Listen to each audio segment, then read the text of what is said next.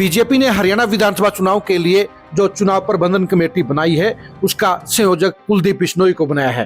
क्या ये पद देकर बीजेपी ने कुलदीप बिश्नोई का रुतबा बढ़ाने का काम किया है? क्या उनको बड़ा रसूख देने का काम किया है या उनको एक बार फिर से इस्तेमाल करने की चाल चल दी है? अगर हम राजस्थान विधानसभा चुनाव का अंजाम देखें, उसके बाद कुलदीप बिश्नोई की सियासत देखें तो साफ तौर पर जाहिर हो जाता है कि कहीं न कहीं बीजेपी ने एक बार फिर से कुलदीप बिश्नोई को मूर्ख बनाकर अपना मतलब निकालने का पैंतरा चल दिया है। जी हां, कुलदीप बिश्नोई को पिछले एक साल के दौरान जिस तरह से बीजेपी ने हाशिए पर डालने का काम किया है, जिस तरह से उन्हें अनदेखा करने का काम किया है, उससे साफ जाहिर हो जाता है कि बीजेपी में कुलदीप बिश्नोई को ताकतवर करने की कोई सोच नहीं है, बल्कि उनको कमजोर रखकर उनके परिवार के वोट बैंक पर कब्जा करना ही बीजेपी का मुख्य मकसद है। कुलदीप बिश्नोई को ना राज्यसभा भेजा गया, ना उनको लोकसभा की टिकट दी गई और अब चुनाव से एन ठीक पहले उन्हें कमेटी का संयोजक बनाकर उन्हें ये सपना दिखाया गया है कि बीजेपी में उनका भविष्य सुनहरा है। लेकिन जनाब, अगर कुलदीप बिश्नोई ऐसा सोचते हैं, उनके अगर समर्थक ये सोचते हैं कि उनके नेता की अब बीजेपी में इज्जत हो गई है, उनकी पूछ हो गई है, तो वो पूरी तरह से गलत हैं। क्योंकि आपको याद करना चाहिए कि कुलदीप बिश्नोई को राजस्थान विधानसभा चुनाव के लिए भी सह प्रभारी बनाया गया था और उन्होंने अपनी जिम्मेदारी बखूबी निभाते हुए बिश्नोई बहुल सीटों पर बीजेपी को जीत दिलवाने में सबसे बड़ी भूमिका अदा करने का काम किया था। उसके बाद ये अनुमान लगाया गया था कि उस मेहनत का इनाम कुलदीप बिश्नोई को जरूर मिलेगा। उन्हें या तो राज्यसभा भेजा जाएगा और या उन्हें लोकसभा की टिकट दी जाएगी या उनके बेटे भव्य बिश्नोई को मंत्री बनाया जाएगा। लेकिन जनाब, ये तीनों ही काम बीजेपी ने नहीं किए और कुलदीप बिश्नोई को हाशिए पर डालने का काम किया गया।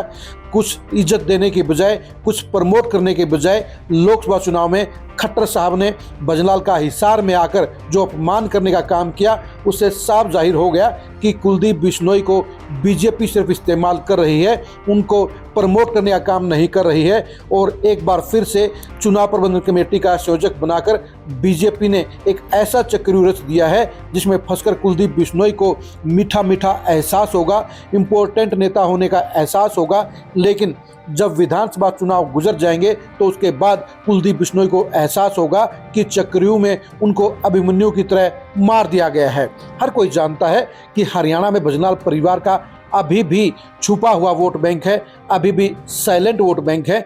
कम से कम 2 से 3% वोट बैंक को बीजेपी हरियाणा में कुलदीप बिश्नोई को हर सीट पर घुमाकर ले सकती है और ये वोट बैंक कांटे की टक्कर में कांग्रेस के मुकाबले में एक डिसाइडिंग फैक्टर साबित हो सकता है। और यही वजह है कि बीजेपी ने कुलदीप बिश्नोई को फिर से चालबाजी में फंसाकर उनको संयोजक बनाने का काम कर दिया है। कुलदीप बिश्नोई ने बीजेपी में आने के बाद अपनी तरफ से ऐसा कोई काम नहीं किया जिससे बीजेपी को नुकसान हो, जिससे बीजेपी का वोट बैंक घटे। लेकिन इसके बजाय बीजेपी ने कुलदीप बिश्नोई के साथ एक बार भी रसूख का काम नहीं किया, उन पर एतबार नहीं किया और उनको सिर्फ इस्तेमाल करने का काम किया।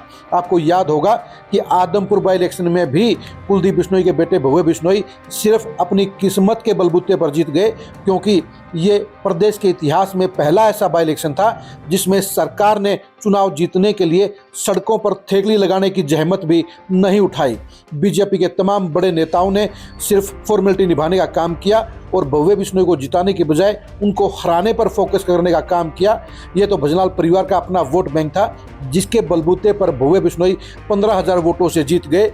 अगर बीजेपी के तमाम सिस्टम और तमाम नेताओं ने मेहनत की होती तो भव्य बिश्नोई कम से कम 30,000 वोटों से जीतते, लेकिन ऐसा नहीं किया गया और बीजेपी ने सिर्फ कुलदीप बिश्नोई के वोट बैंक को इस्तेमाल करने पर फोकस किया।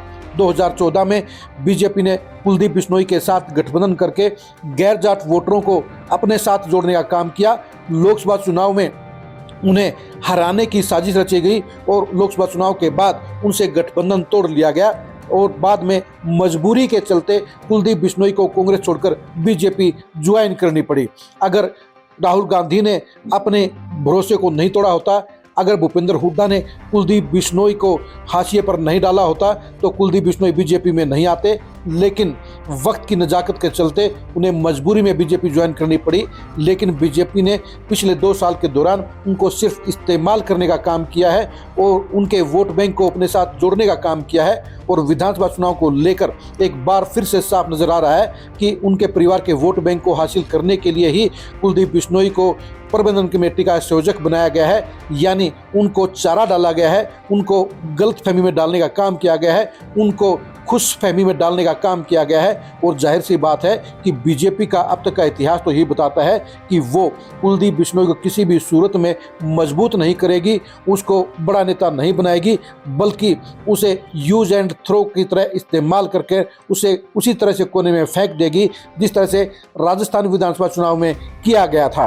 यानी कुलदीप बिश्नोई बीजेपी के लिए सिर्फ इस्तेमाल की चीज़ है।